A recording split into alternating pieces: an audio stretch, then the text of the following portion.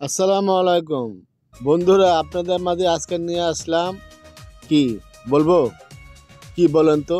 আজকে নিয়ে আসলাম হায়দ্রাবাদের বিরিয়ানি। চলুন ভিডিওটা শুরু করা যাক। জি, সর্বপ্রথম আমি এখানে একটা মুরগি নিলাম।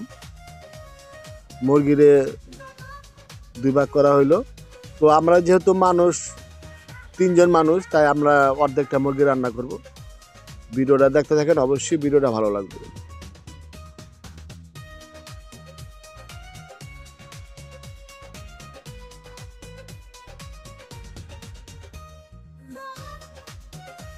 তো আপনারা দেখতে পাচ্ছেন এখানে মুরগি মশলা দিয়ে মারামারি হচ্ছে। তাই মারামারি অবশেষে কি হবে, তাই আপনারা ভিডিওটা দেখতে থাকেন।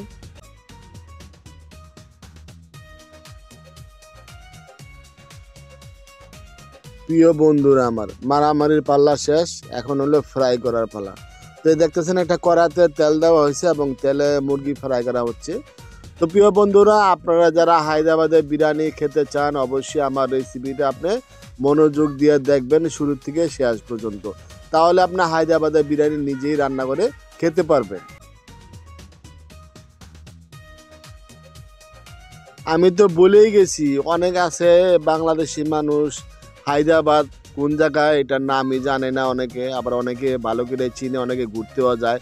জি বন্ধুরা, হায়দ্রাবাদ হলো ইন্ডিয়ার ভিতরে। তো ইন্ডিয়া হইলো দেশের নাম, আর হায়দ্রাবাদ হলো একটা জেলার নাম। তো বন্ধুরা, ওইখানে বিরিয়ানি, হায়দ্রাবাদের খুব নাম করা বিরিয়ানি, এই জন্য আমি ওইখানে কিভাবে রান্না করে তাই আপনাদের মাঝে আমি ভিডিওটা শেয়ার করলাম। তো দেখতেছেন এখানে আমার মুরগিটা ফ্রাই করা হয়ে গেছে। এখানে পেঁয়াজ, রসুন, মরিচও দেওয়া হচ্ছে, লাল লাল গোটা মরিচ।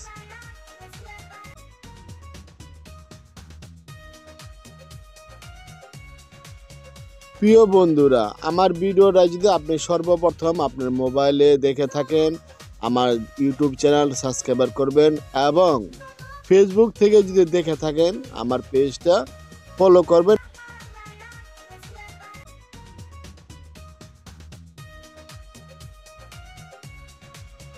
বন্ধুরা, এখানে মশলা দেওয়া অ্যাড করা হয়েছে। দেখতেছেন এখানে কালারটা সেরকম কালার হচ্ছে এবং হালকা একটু লবণ দেওয়া হচ্ছে।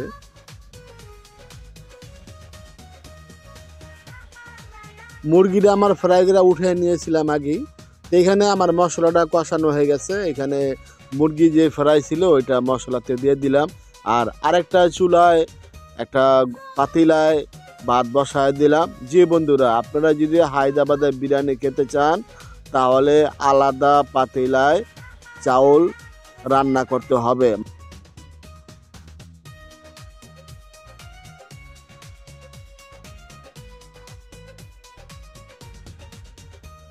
তো এইখানে দেখতেছেন আমার মুরগি মাংসটা এবং মশলাটা খুব সুন্দর একটা কালার আসছে এবং গ্যারানো আসছে। আরেকটা পাতিলায় যে আমি দেখাচ্ছিলাম আপনাকে, ভাত ওইখানে হচ্ছে।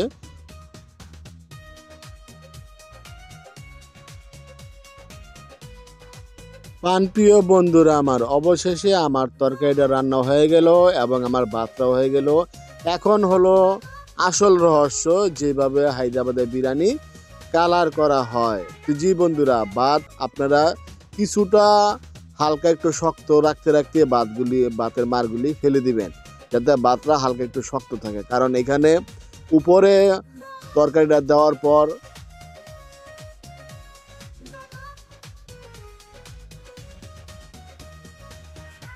বন্ধুরা, হায়দ্রাবাদের বিরিয়ানির রহস্য আমি আপনাদের বলছি।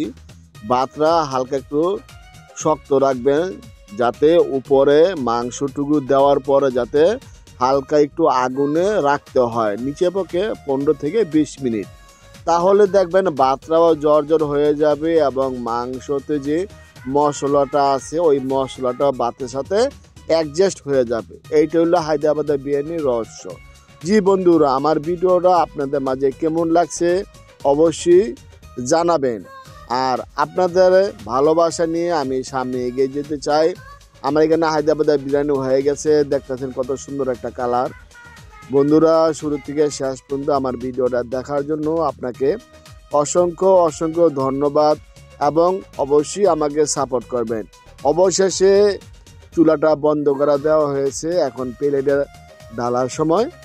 তো জি দেখতেছেন এখানে একটা প্লেট নেওয়া হয়েছে, প্লেটে ঢেলে দেওয়া হয়েছে। আর ঢেলে দেওয়ার পর কেমন কালারটা আসে অবশ্যই ভিডিওটা দেখে যাবেন। তো প্লেটে পাতিলা ঢেলে দেওয়া হয়েছে, কারণ চামিচটা নিলে ভাতটা ভাঙ্গে যাওয়ার সম্ভাবনা থাকে। যে বন্ধুরা ওয়াও কত সুন্দর একটা কালার আসছে দেখেন। আপনারা শুরু থেকে দেখছেন যে সাদা ভাত ছিল, কিন্তু ভাতের উপরে মাংস দিয়া 20 মিনিট রাখার পর এরকম একটা কালার আসছে সুন্দর, সেরকম কালার। যে বন্ধুরা কথায় বলে দেখতে সুন্দর তো খেতে সুন্দর। অবশ্যই আমার ভিডিওটা যদি আপনার কাছে ভালো লাগে এবং কিছু শিখতে পারেন, নিজেকে ধন্য মনে করব। আমার ভিডিওটা সবার সাথে শেয়ার করে দিবেন, এবং যদি ভালো লাগে নতুন বন্ধু হতে চান সাবস্ক্রাইব করবেন। ফেসবুক থেকে দেখলে আমার পেজটা ফলো করে দিবেন। জি প্রিয় বন্ধুরা, আপনাদের মাঝ থেকে আমি বিদায় নিব। আজকে এই পর্যন্তই। সবাই ভালো থাকবেন, সুস্থ থাকবেন। আসসালামু আলাইকুম ওয়া রাহমাতুল্লাহি ওয়া বারাকাতুহু।